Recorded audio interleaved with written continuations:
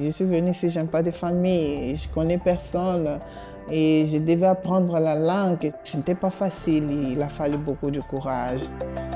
Подпомагайки лицата, които търсят закрила по една или друга причина, са избягали от техните страни на произход и не могат да се върнат там, ние подпомагаме и собственото си общество.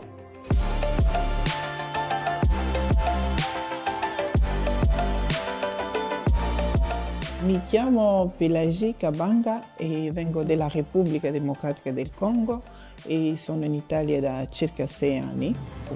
Sto lavorando come operatore sociosanitario. Ciao Тодор! Здравей, Пеладжи!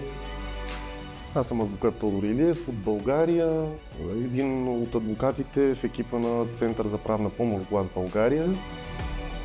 C'est pas facile de trouver du travail, surtout que tu es étrangère et il faut que tu t'adaptes. Цялостната ни работа е свързана с съдействие на бежанци и мигранти. Голяма част от тях бягат заради непосредствен риск за живота им.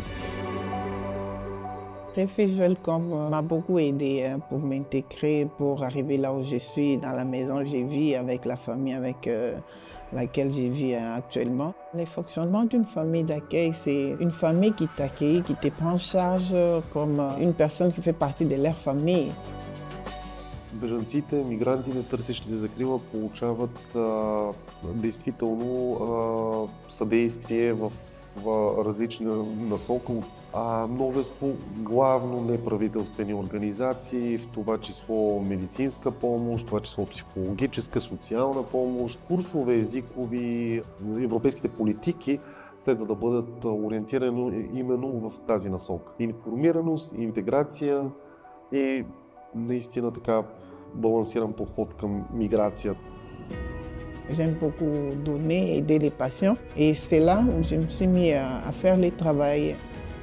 Работата ни е важна, защото с работата ни се променя човешки съдби, човешки живот.